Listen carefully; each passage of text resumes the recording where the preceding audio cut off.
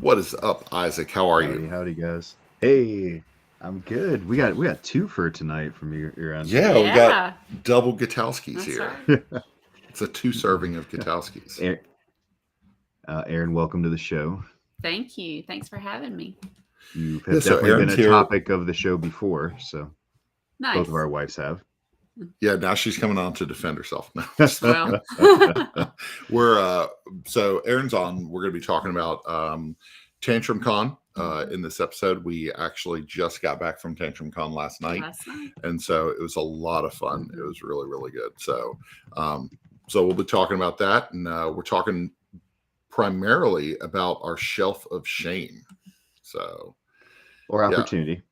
Shelf of opportunity, shelf Yep. of shame, whatever you want to call it. So I think so. I've got my shelf of opportunity is probably about 12 deep, maybe 15. I feel like I could actually knock that out this year. yeah, So we could try. yeah.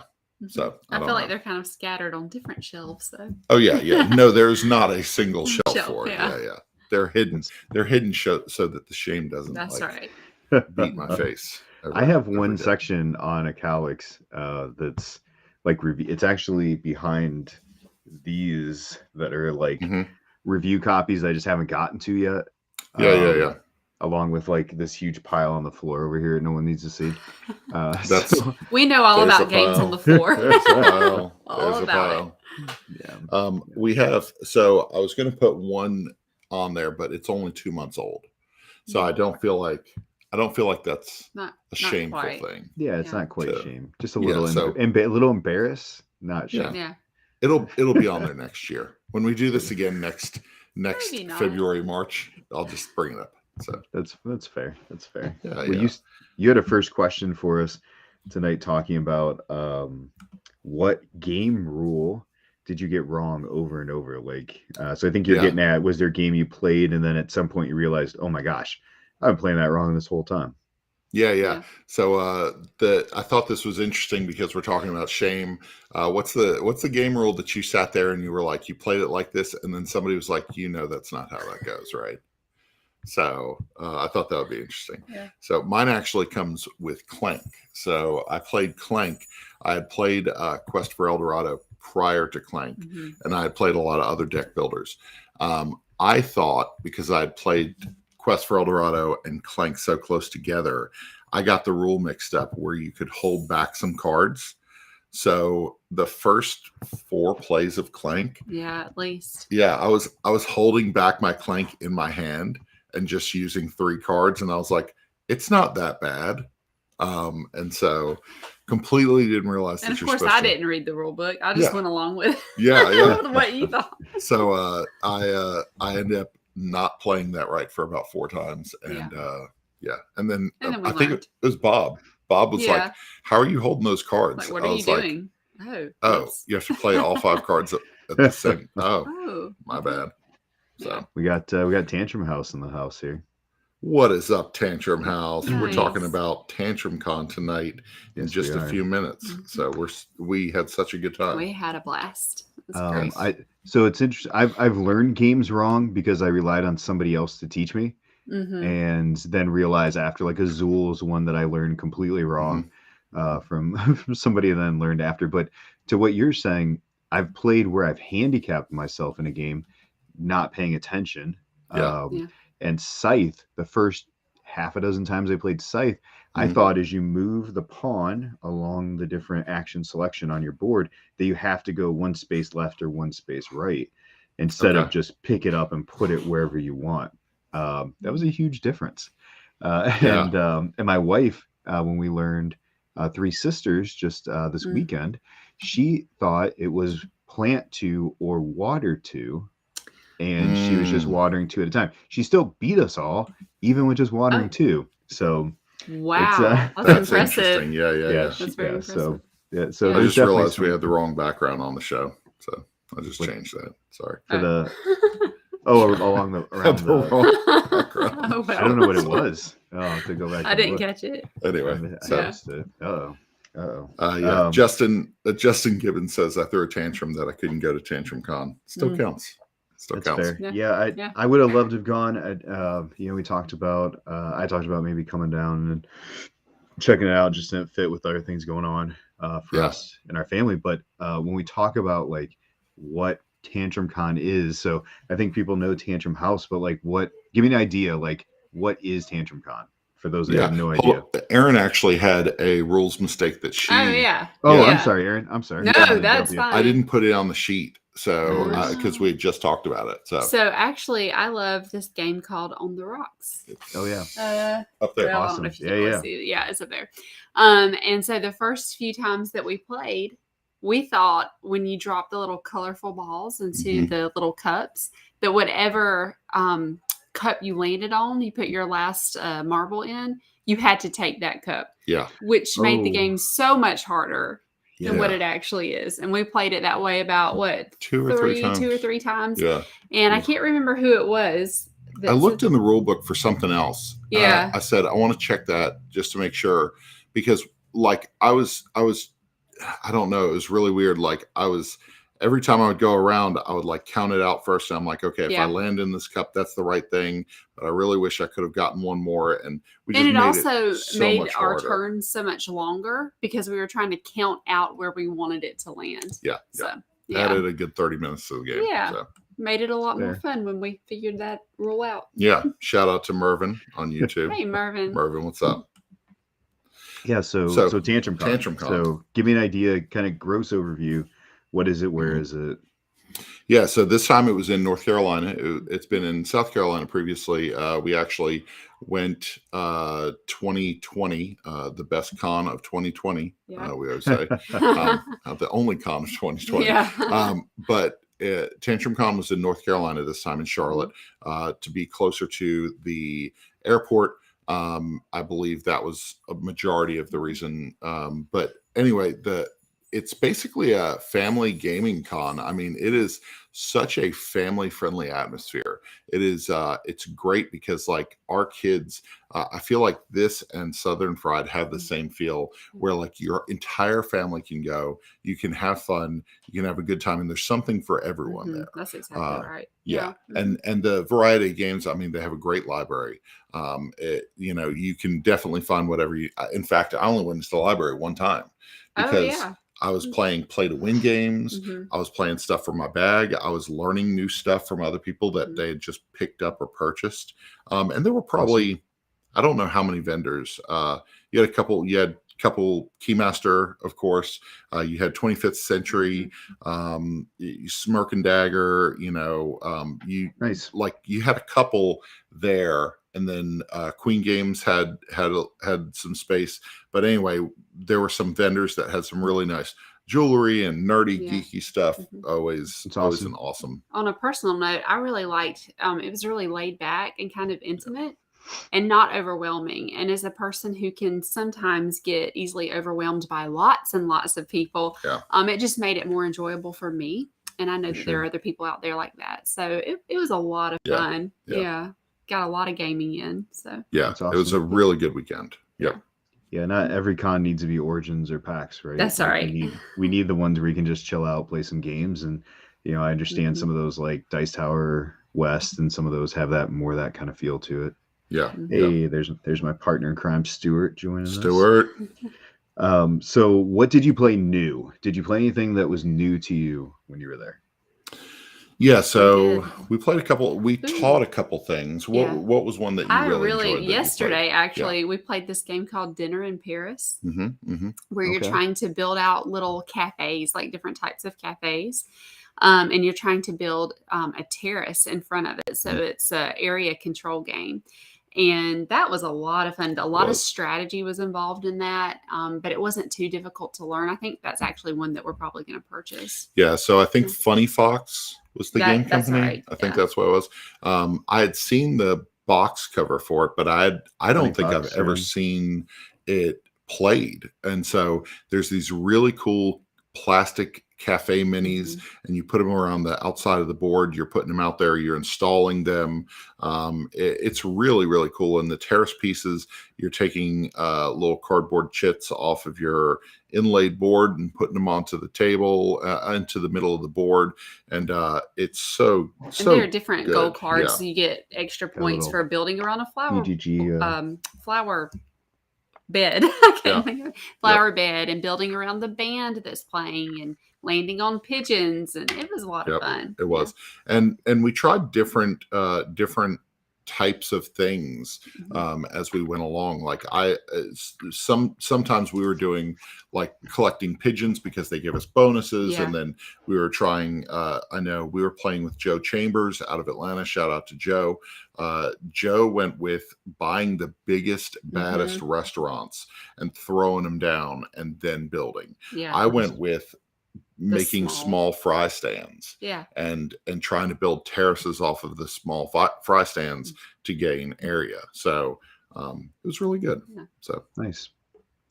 Ryan, shout out to Lisa, who said Tantrum Con, everyone's friendly. Yes. Anything stand out for you, Ryan? Game Rolling Heights, man. AEG. So as it usually happens, I tried the game 2 days after the Kickstarter closed. AEG had Rolling Heights on Kickstarter for the month of February, for the majority of the month, I think. And I knew what it was about, but I guess it didn't click with me that it was like city building and resource management and all these collection points. It is really, really, really, really, really good. Like, there are a lot of really layers to it. But I think it'll be fun to play over and over again. Yeah. I think the only issue that I had with Rolling Heights is that it is very easy to knock your thumb into a pile of a tower of little stacked Lego looking pieces and knock them over.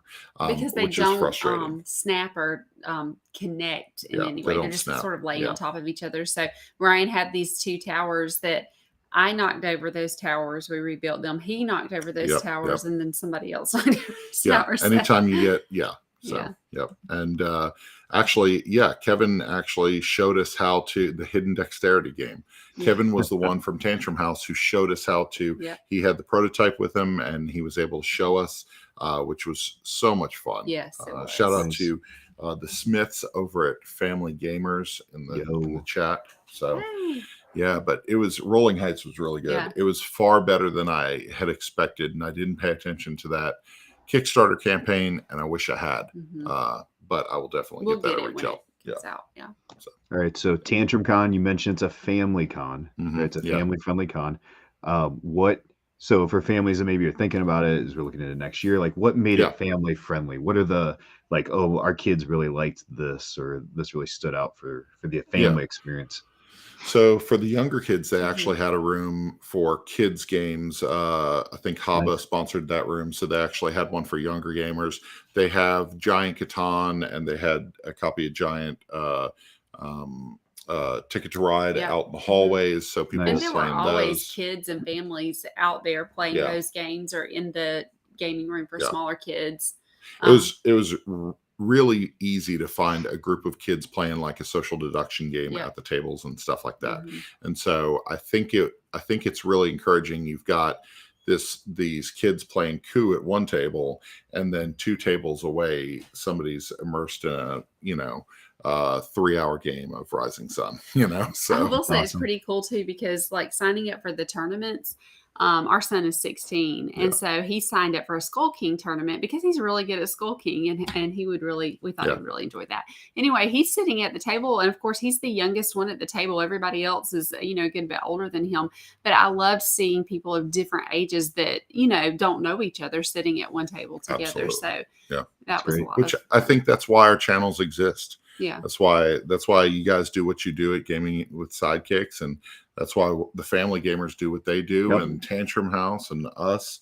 I mean, we want to see that multi-generational gaming, and Tantrum Con was a really good space for it. So definitely. That's awesome. It's awesome. Let's talk. One of my favorite things at conventions is the eats, right? The food. Did you have some? I saw one picture of there was a food event like at the con. Yes. So when you put that question on there, I was like, well, he definitely picked a disappointing question. So there are what they call tournameals. And they're put together. So how you do this is when you register, these are set up like events through Tantrum Con. So if you want to go to this roll and write event where they're serving pizza, you sign up for it and you pay for the meal. Okay. And they have a space set up. It's really nice. They do an excellent job with it. This year on Friday night, they had Grant Lyon, who came on the show in last April to come on our April Fool's show last April here. Grant was hysterical. He's hilarious. Yeah. So and funny. So 25th Century actually, Chad Elkins over 25th Century actually ran that one. And so he sponsored it and gave everybody a copy of Sunny Day Sardines and taught the game. So people played it at the table after they ate dinner. The dinner smelled amazing. The reason that it's disappointing and the reason that the dinner smelled amazing is because we didn't plan properly. So by the time we went to get tickets, it was sold out. So we were able to do some media and film, but the food looked and smelled great. So they did a really good job with the food. So definitely get on the food early. That's it. That's it. Yeah. And so I know they last in 2020 Winter Chicken Dinner was coming out. And so what they did was they Chad went with a winter chicken dinner tourna meal. You had chicken fingers and fries or a salad, I believe. And so you sat at a table of 5 and whoever won that game of winter chicken dinner took home a copy of it. And that's kind of how those work. It's really good. That is the positives about the food. The negatives about the food is we are spoiled by Origins and even PAX and even some of the things in Atlanta where you can walk and get some great food. Yeah. That did not exist in Charlotte. And it was just the location. Where it was. It was kind of rough food options from that perspective. So Uber Eats is where you got to go, right?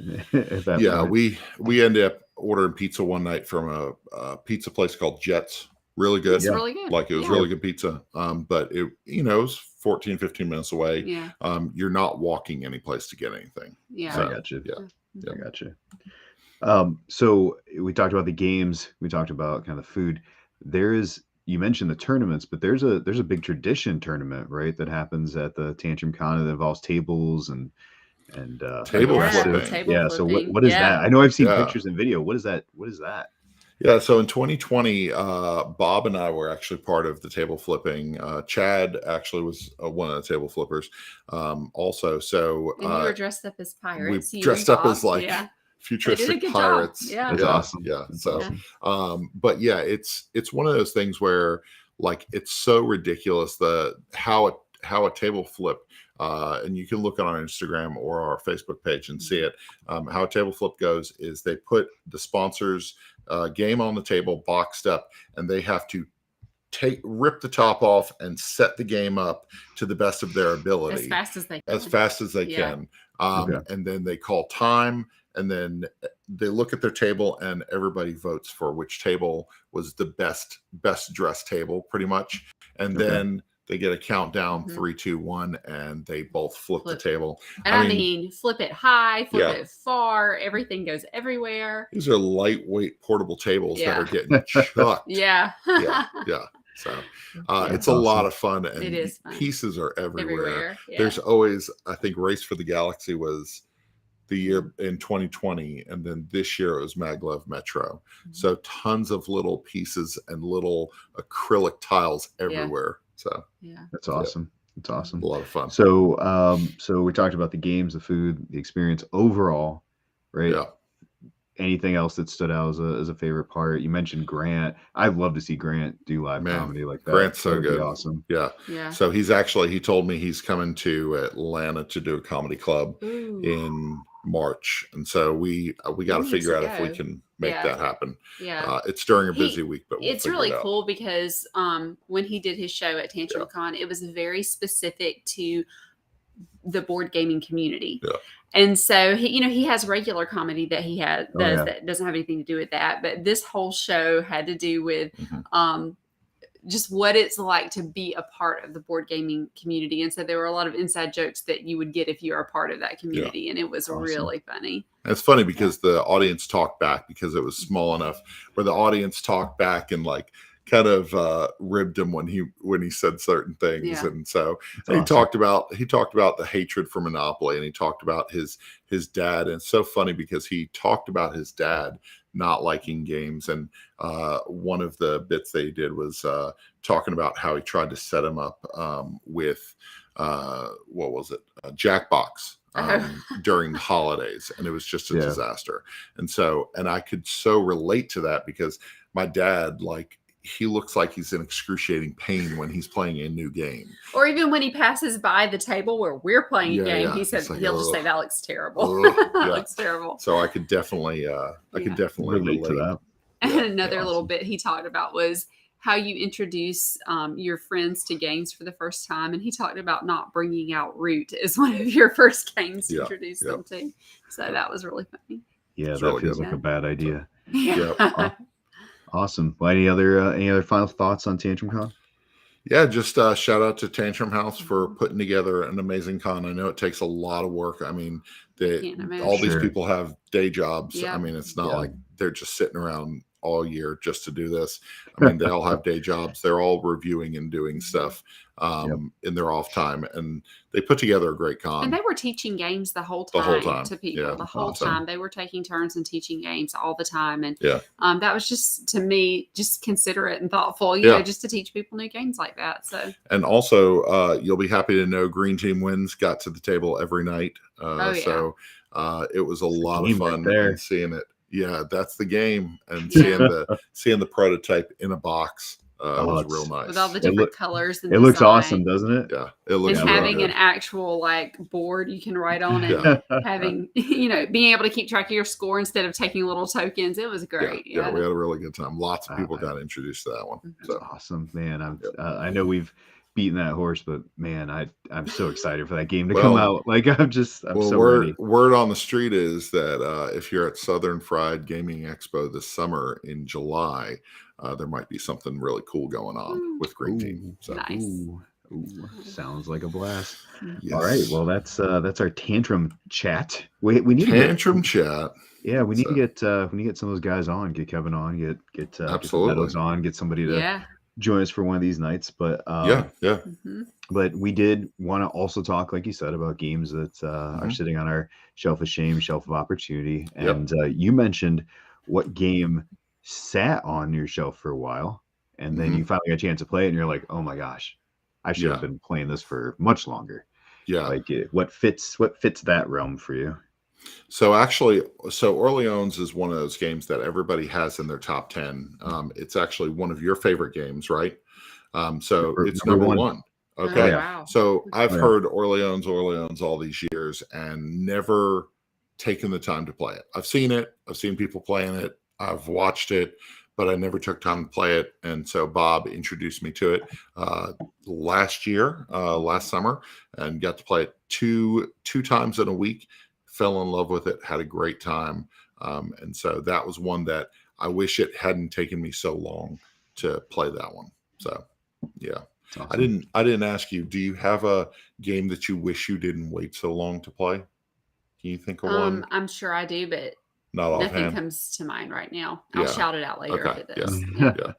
Actually, I had one written down on here, but as I'm looking at the pile of games over there, and I didn't see one on top.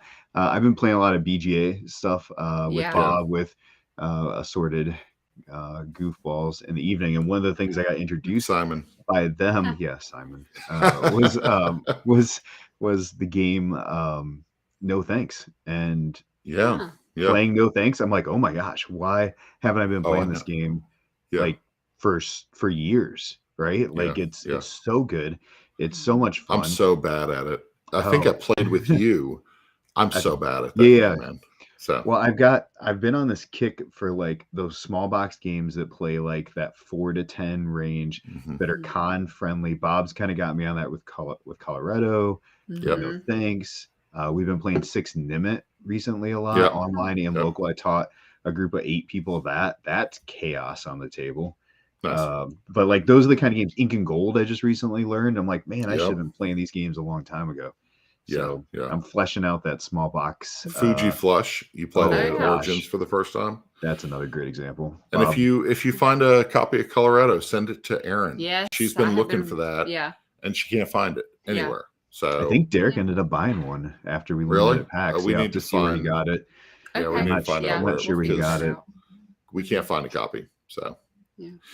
Erin, you Can't Stop. I think Can't Stop would be your wish you had played it sooner. Yeah. Well, I've never even played the physical copy of Can't Stop. I've only played it on BTA. And so, but that's been around a long time. Yeah. And I've heard you guys talk about it for a while, but I've just never played it, never thought to play it. But once I played it, it is addictive. You can't stop. Yeah. That was terrible. Can't stop. It is addictive for sure. Yeah. Yeah. It's like Pringles. I was responding to Stuart. He said I was losing my mind that you were saying you had never played. So it was sad because like I sat there and I was like, man, I really need to play this. I told Bob and Bob was like, yeah, let's play it. I played it. And then I wanted to play it 2 days later. I invited a friend of ours who games from time to time, and he came over and he fell in love with it. And then it was real good. So yeah, it was my Grail game for an extended amount of time because I wanted the deluxe copy, and finding the deluxe copy was impossible. And so I ended up just scouring eBay, and there's this one little icon, it's about the size of a quarter, on the back of the box that says Deluxeified Edition. There's no other way to designate it. So I was looking for pictures that had the Deluxeified, even if it was mentioned or not. And I ended up finding it eventually, and at like regular price. The guy, I said, is this sealed? Is this your actual picture? He's like, yes. I was like, I'll take it. And I personally love the wooden pieces. I think that's what Stuart's asking. The upgrade is the BGG tokens, right? The little plastic ones. Yep, they're fine, but I love the wood style and setup of the original. So, But if you can't get that, got to do the Geek Bits. To get the chunky pieces in the bag. It's awesome. So let's talk about our shelf of shame. So we have, of course, like most people, we've got games that sit there and you look at them and you're like, I'll get to you eventually, and then they get pushed back a little further, and then they eventually just haunt us in our dreams. So what's your number 5? We're giving 5, and you know what? I think that we should try to make it a priority to get these 5 knocked off of our shelf before we die. Oh, yes. Before we die. By the end of By the end of the year. By the end of the year. I thought you were going to say. Does that feel doable? I'm looking. We can maybe check in. We'll see. Okay, March I could definitely do at least tomorrow. like 3 of these. Okay, we'll check in. We'll check in this summer and see we have a gaming weekend with some buddies this weekend, so maybe I'll just drag them all with me. We'll see. Hey, Erin, I'm going to a gaming weekend in Ohio. I just found out about it. So please come. It's for JT's 40th birthday. We got Stuart's coming. He's flying in from Texas, so we're just 40th birthday was a gaming. Erin threw me a 12-hour. It's a 12-hour game day. Her and another one of our friends made all the food for it. We had subs for lunch. We had lasagna and salad for dinner, and we just gamed all day. It was so good. Best 40th birthday ever. That's awesome. Yeah, we did that for my wife. Threw mine as a surprise party. I thought we were just going to hang out with a couple of families that we normally hang out with, and I got there and there was like 50 people, and there was just games and food everywhere. That's so cool. It was perfect. Awesome. So my number 5 is a 1999 release. I have not had it that long. Okay. But I have had this sit on my shelf for a few years because it was a 2-player game. I've heard good things, and I've just never taken the time to crack it open. It's still in plastic. Lost Cities. Yeah. Is this one you guys have played?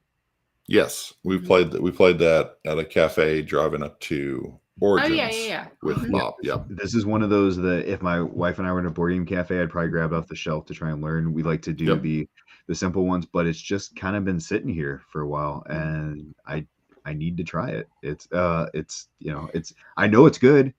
I played the Roll and Write, which was not very good. But I know this is good. So that's number 5 for me. Look, you got an invite, Ryan, to the Joseph JT's inviting you. That's JT. Nice. Right there. Thank you. I don't think I can get a plane ticket that I can afford, but thank you. Yeah, just you can fly. Or you can if anybody drive. wants to put their, when we're doing our 5, 4, 3, 2, 1, if anybody wants to put their 5, 4, 3, 2 in the chat, we'll throw it up there with ours. So number 5. Number 5, Mariposas. We actually, so this is an interesting one, and that you'll hear this from me again. This is one that we have played. We played it in a board game cafe. We played it in a board game cafe in Jacksonville, Florida. Really cool board game cafe. Played with the whole family. Had a really good time. But we have a copy and we've never opened it. Can I say something? Yeah. I did not know we owned that game. Really? Until you just held it up. We would have already played that. Do you want to open this? Sure. Where you has guys it want been? to go play it and I'll just finish the show? It's been in that I actually stack. really did enjoy playing this game when we played it with the kids. It's been in that stack. What? Well, that's hilarious. Hey, listen, it's not our shelf of shame, it's our floor of shame. All 4 corners of this room. You guys go play and I'll just finish the show. It's fine. There we go. There we go. So there we go. That's got a good one. Record is Andrew's number 5. Record. Stuart's got a Stuart has Clank Acquisitions Incorporated. This is Clank Legacy. Yeah. Which is fantastic. Very good. We need to finish that. Yeah. I bought that for Erin's birthday. She is a huge Clank fan. I spent a few years ago. Yeah, 2 years ago. 2 years ago. And then we played it during the pandemic and we did 6 sessions and then stopped. We have to get back to that. Yeah. That's a great one. Yeah. Really good. All right, number 4. Number 4 is another classic that got re-implemented, re-impaled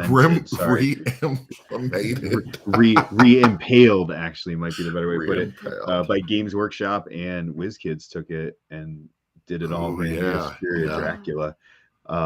This game looks beautiful, but again, it's one of those, like, I know there's a learning curve for this thing. Yes. And the only person that's going to learn it is me. Is you. And then I got to teach it.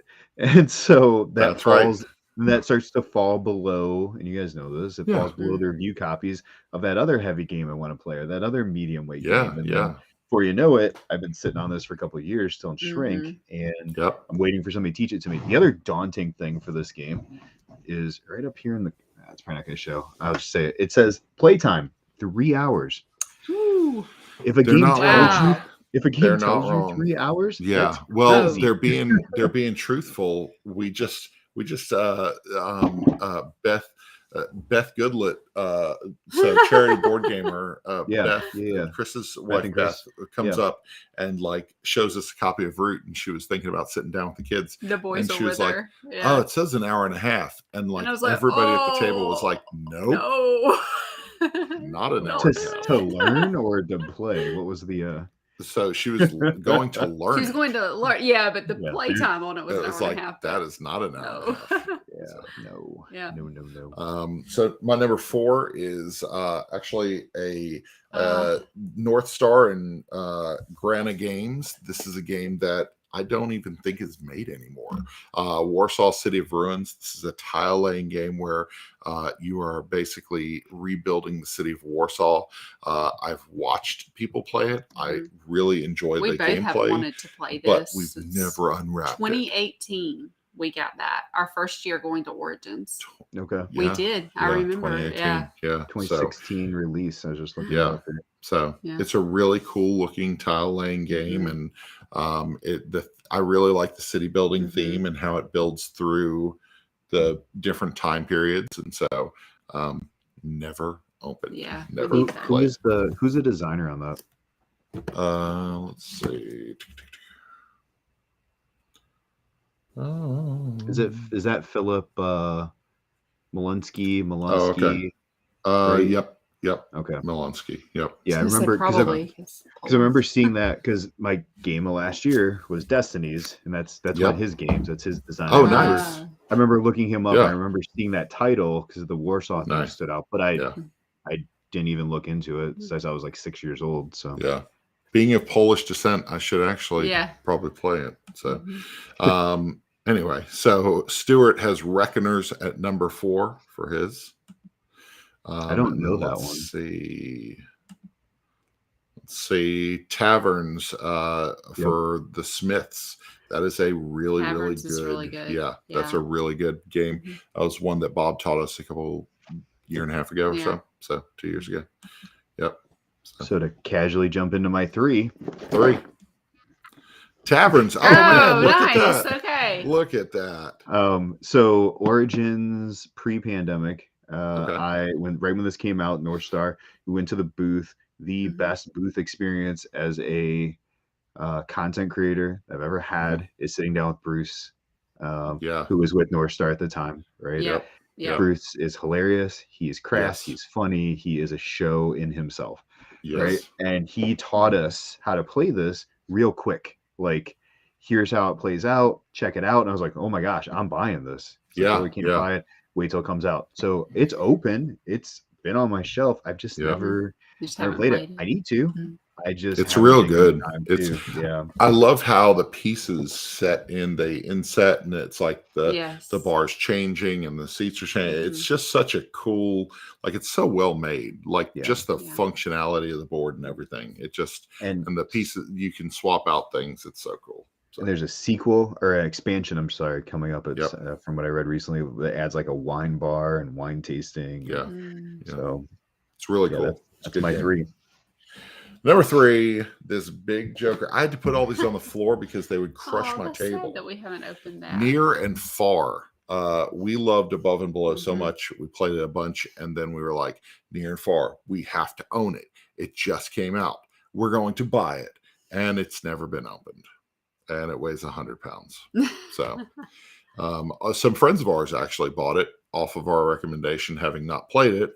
They played through it, and they played it with neighbors, and they played so they really enjoy it. They beat you to it. I know, really. We tell people about it, they play it. We just sit here and look at the shrink. So that's hilarious. Near and Far. There's just not enough time to play all these awesome games. That is very true. Very true. Anybody got their number 3? So let's see. Stuart's got a 3 up there. Stuart, such a good game. So I have not played it.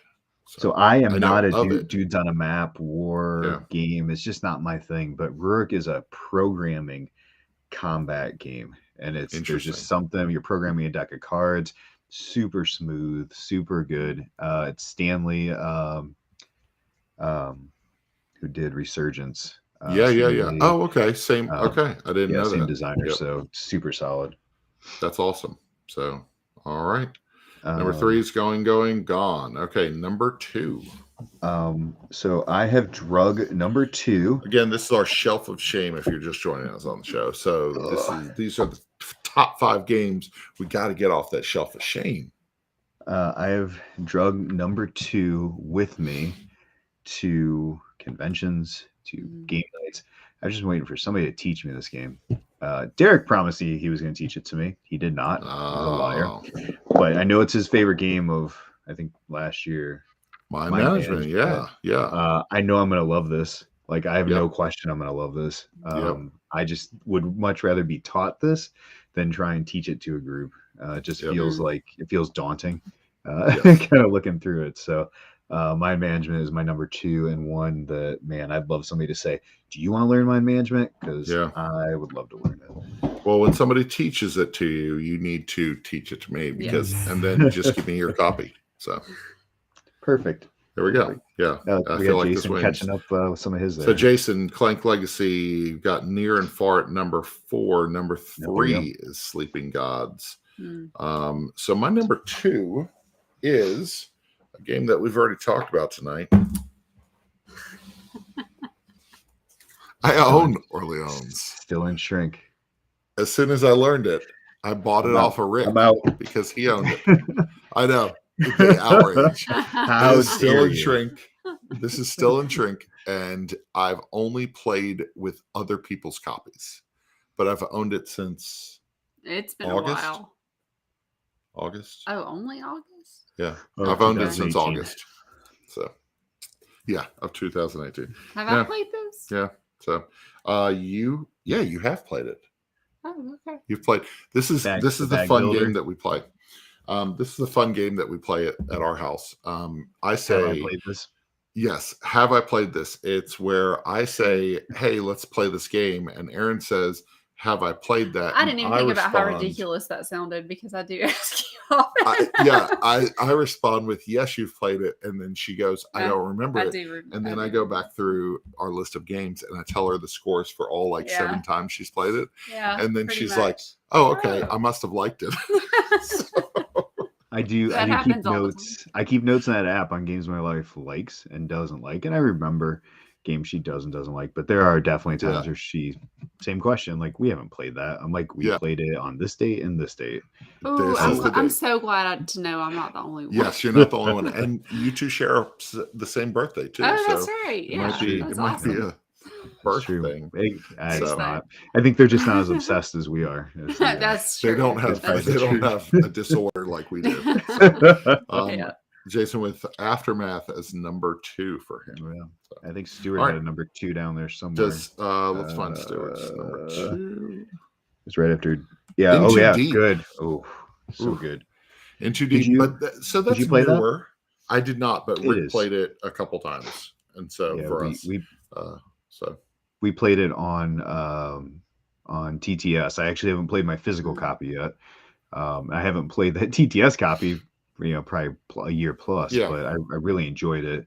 But it's sitting over there. I'd love to get But to that's not. I mean, that it hasn't been that long, so it's not. It's kind of like my Dinosaur Island Roar and Write is my sad.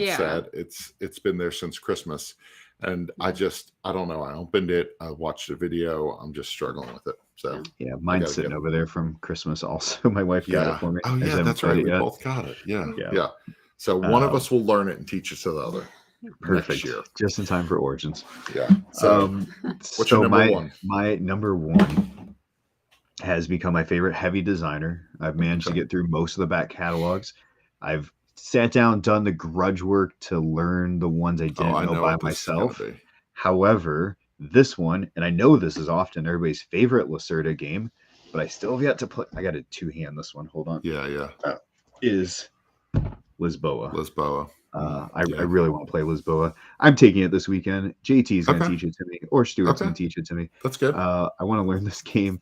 My buddy Paul, who's also going with me for this weekend, him and I kind of traded Lacerdas. Like he knew Vinos, so he taught me that, and I knew On Mars and taught him that. Yeah. And I would rather play On Mars because I know how to play it and I know strategy and Kanban and some of that. But man, Lisboa, I've heard nothing but great stuff. So and it weighs if you ever have any friends that want to trade a Lacerda for like $5 or like $10, or I could trade them like a copy of Munchkin or something. I mean, I've got a lot of Munchkin on my shelf over there. A lot. We at some point we're gonna talk about the gateway games. I think it's on our list, right? The things that got us. It's on our list. Munchkin. Yep. Do we Munchkin have was any my Munchkin hobby left? game. Got one there. and one Oh, there. okay. Yeah. Yep. So, Mhm. I would fill I still have so much. Oh, wow. I was a Munchkin collector. I stuck to three copies. So Hold on, I'm gonna grab something while you're talking. Go ahead. Okay. It's just behind him. Hey, Munchkin. Back in the day, we played. We played a lot. Yeah. College students. So, but does he have the deluxe version of Munchkin or? Kind of. Oh, just knocked a curtain down. That's not what I was doing. Oh, no. it's just your wall hanging. Yeah, It's no big So, deal. All right, I'll throw you in, say your number one. I'm gonna grab this thing down. Okay, so this is my white whale, Dungeon Pets. I've talked about it multiple times. I talked to somebody about it this weekend. Dungeon Pets. This game has been in our collection for a little over 5 years. Yeah. And I bought this game originally to play with my daughters. Didn't you give it to one of our daughters for Christmas? No, I bought it for them. I bought it with the express purpose of, Emily, you are 13 years old and your sister is 10, and we're going to sit down and have a really cool gaming session where we raise monsters and clean their I remember this vividly. Yeah. You were very excited. And I opened the box, and then I was like, oh no, this is a heavy Euro that takes 2 hours to play. My 13-year-old and 10-year-old will emancipate themselves from me. So this has never been played. So didn't we sit down to play it? And we've sat down twice. I've set up the board twice. Right. And then put it back in. Yeah. Yeah, it's real bad. Yeah. So. Yeah, I've done that with a few games. And now she's in college. And now our daughter's in college. So there it sits. Good night. Number one, Shadows over Camelot. Never played it. Never played it. I know people who have. Oh, look at that last comment coming in. And then Catan Starfares. Solid. Oh no! Oh no! We could have taught you Dungeon Pets. What? Who wrote that? That's Kevin. Kevin. Oh no! You just broke his heart. Okay. They're really good. Oh man. Oh. Next Tantrum Con. Kevin, we'll be up there tomorrow night around dinner time. You got any time? I'll take off of work tomorrow. So. My quick thing I want to show you, the first Origins I went to for the full week. Yeah. I went for the Munchkin experience. And they were doing all sorts of stuff, including they brought John Kovalik in, and he was doing custom art cards. I've got like 20. I would email, I'd mail them, I follow them at the cons. But the thing I asked him, I won a contest where I got to have dinner with him, which I was super geeked for. There's a lot more to that story to tell also. But I had my father-in-law made me this like all wooden box. This is the lid for it.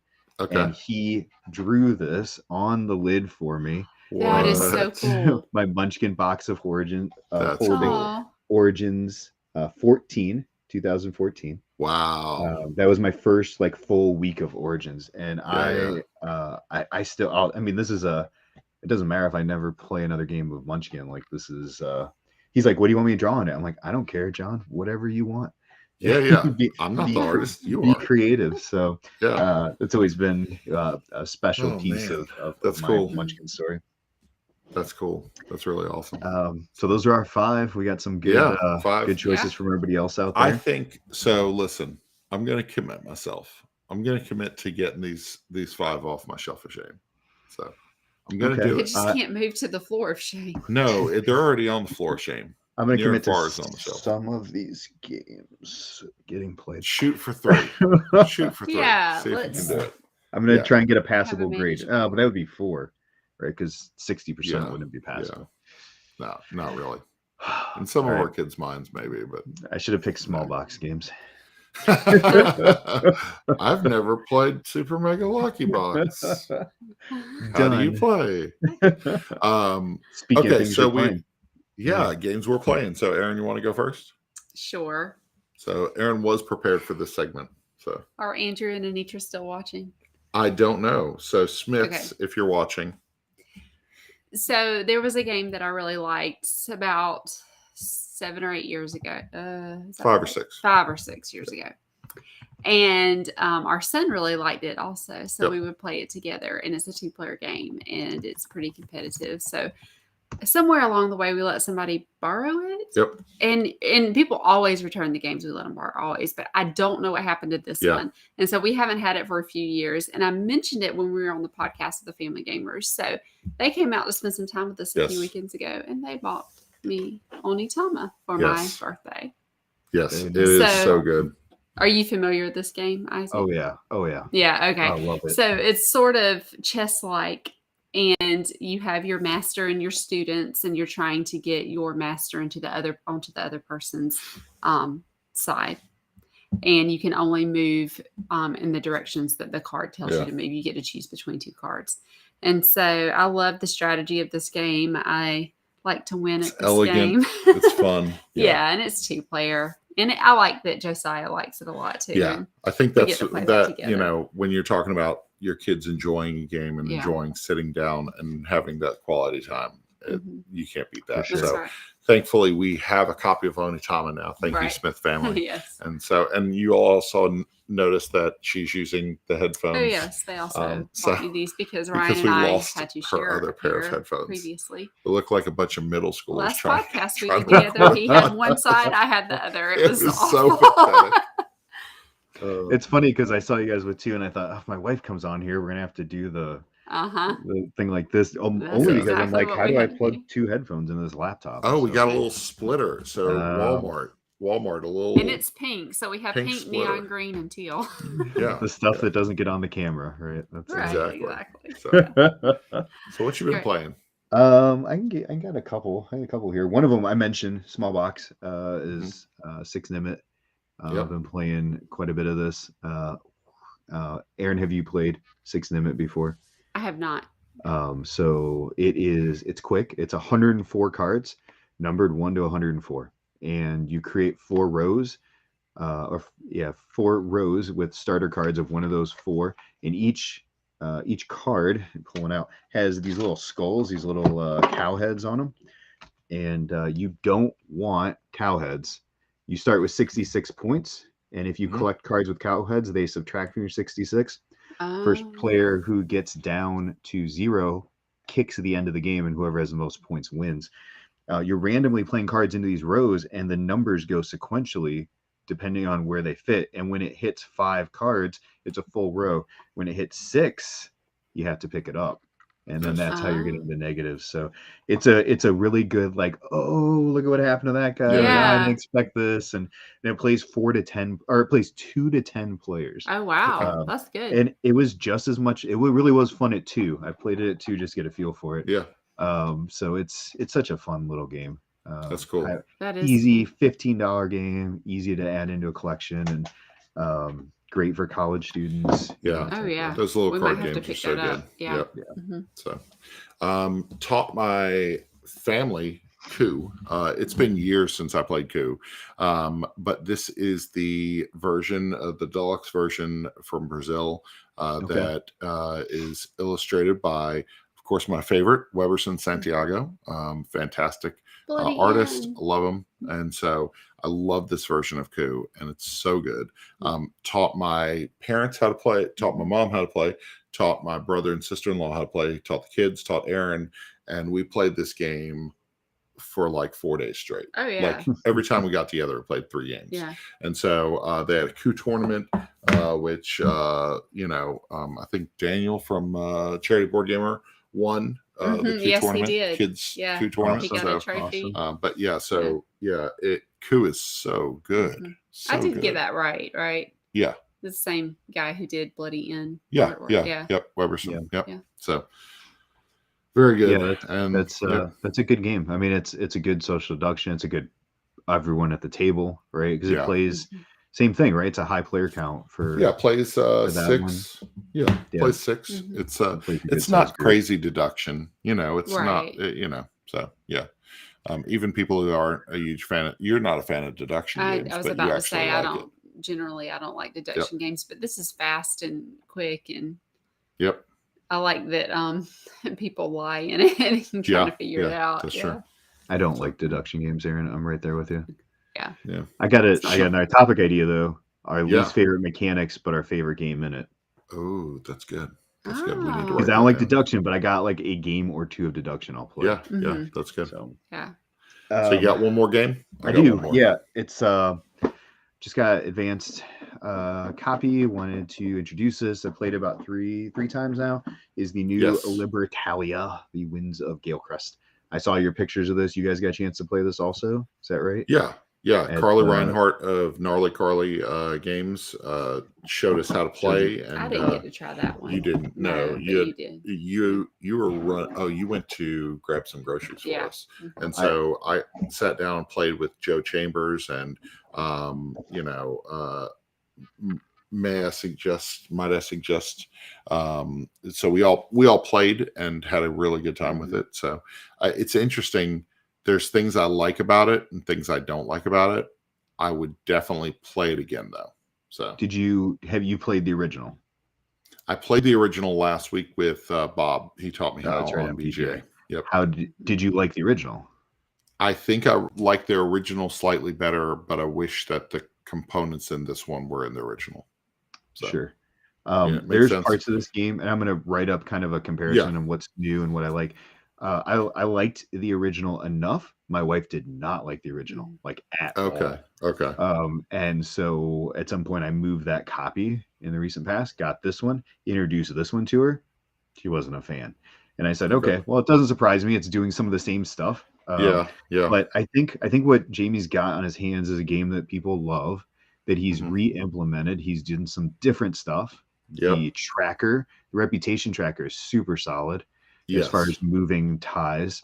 The artwork is more whimsical, where the original was like down and dirty pirate kind of artwork. So I think it's got a broader catch of people that are going to be more comfortable with this artwork, its style.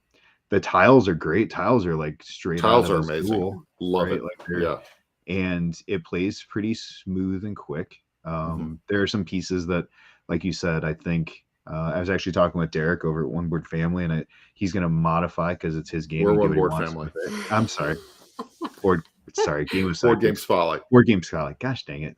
It's all good. It's been a long day. It's all good. Board Game Spotlight. Derek and Lizzie had played it. I think they're live streaming it, I want to say tomorrow. Okay. But there's things you could do that I think would improve this. Just basic ways you could play it different. But overall, I think he's got a game that people are going to enjoy. Yeah. But if you're looking for original Libertalia, this isn't it. It's a different game. Yeah. I think I connected with the original a little more just playing it online than I did with the new version. I did not care for the artwork on the new version, but I do like some of the changes, reputation tracker, stuff like that. So, yeah. Oh my gosh, that's what I feel like, Anitra.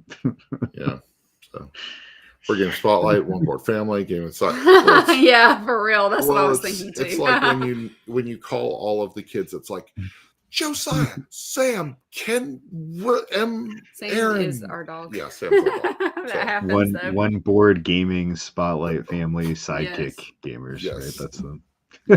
So, good stuff. All right, what else you got? Last one, Mountains Out of Molehills. This is a new one from the op. This one, you'll see a review for this next week. This is a really cool game. It is a double layered, it's a dual tiered board game. I'm going to expand my window here. Perfect. It's 2-layer board game right there. 2 levels. Your moles are moving underneath the ground, and what's happening is you're bumping up the molehills from the bottom up. And so scoring is really interesting in this one because you are actually scoring points based on what player pieces at the bottom of the hill, what player pieces at the bottom of the mountain. And so you have to, it's a programming game, but there's also so many things you can do. You can place a rock to kind of disrupt somebody's movement. You can also come up behind them and take all their points away. There are some big swings in the game. It's really fun. A lot of disappointment when you planned out your movement and then somebody moves right in front of you and blocks you and you can't do anything. Yeah. It's funny. So it's Mountains Out of Molehills is going to get a really good review from us. We really enjoyed it. I taught it to Chris Goodlett and Joe Chambers at Tantrum Con, and we had a blast with it, even though I lost so badly. We are going to modify it a little bit. I'm going to. What are you going to do? I'm going to buy one of those lights that you just. Oh, yeah, a little tap light. And I'm going to install it up under the bottom of the second level so you can actually see that. So we're having some issues with I can feel that. You can't, because it's a dark brown, like dirt board. You can't see the middle of the board because there's shadows. There's shadows all in the middle of the board. So it's really rough. Like, unless you have lighting from the sides. Well, you could probably just set up your flashlight on your Yeah. I also thought about putting some like neon washi tape or something to show the grid. That might actually work. But it's really, really good. It's a lot of fun. Really like it. So it's kind of like was it Holly, right? Does the tier boards. Holy, yeah. Holy, sorry, but that one's, those are see-through, so you've got a less of the dark issue. Yep. So Family Gamers in the chat. Yep. Oh, he's finishing his okay. list. He's coming back in with the list. Come on, you haven't played Sorcerer City, Rewind. Andrew. Sorcerer City. I It's haven't so played good. Sorcerer City. Oh, it's so good. It's one of my wife's favorites. I hate the color scheme in that game. Like, what is the color scheme? I dislike that color scheme. Very bright. Bright. Nope. Okay. It's bright primaries, secondaries. the wrong I love colors. it. Okay. Nah, So you're wrong. Huh. It's okay. you're wrong. Altiplano. Never And heard then, of that one. this is super disappointing, Altiplano. Andrew. Gizmos. Oh, we love Come gizmos. on. We love gizmos. I've never Interesting played story. Interesting story. I hated gizmos. Oh, really? Yeah. Why did we remember? buy it? So Sarah Meadows actually taught us how to play gizmos at our very first Origins. She was working with Simon as teacher. She taught us gizmos. Mm-hmm. She did a great job teaching, being very clear. Sarah Meadows, great teacher. Yeah. Gizmos was terrible to me. Like, I hated that game. And then I played it again later in the week, and I was like, I actually like this a lot. And I think it was the setting. I think there was too much noise. I don't know that I understood it, like why I was doing what I was doing. And then we eventually bought it and we played all the time. Well, to reiterate about Tantrum Con, when you're being taught a game there, you can actually hear what's being taught to you, and you're not overwhelmed by all the stimulation going on everywhere around you. Whereas at the bigger conventions, it's so hard to pay attention because it's incredibly loud. There are games being taught all around you. You're squeezed into a tight space. It's just it's a little harder to focus and learn a new game. Especially if you're squeezed into somebody's booth with, people trying to learn a game and feel so overwhelmed. I said Andrew caught it. I don't know if you did. I have also no, I didn't. Oh, really? What? Wow. Come on. We've got like 2 or 3 families that, around here, we all have a lot of games, but there's some that miss all of our collections. And if it misses all of our collections, it's a really good engine builder. It is. It's one that we bring out periodically. We've had it for a while. Yeah. So, and Altiplano is on my shelf. I played it once and I said, I'll stick with Orleans. It's very similar. That's what we've heard. I'd much rather play Orleans. It was fine, but it was too similar for me to want to play it. Makes sense. Man, thank you, everybody. Thank you, Erin, for coming on the show. Thank you, everybody, for commenting and giving your list. This was a lot of fun. Like, tons of interaction. Yeah, definitely. So this is what it's about. I mean, it's literally called the game chat, but only like 3 minutes in when I remembered which background I was supposed to put up. So I didn't even notice that. Prior, it was just One Board Family. So. It's okay.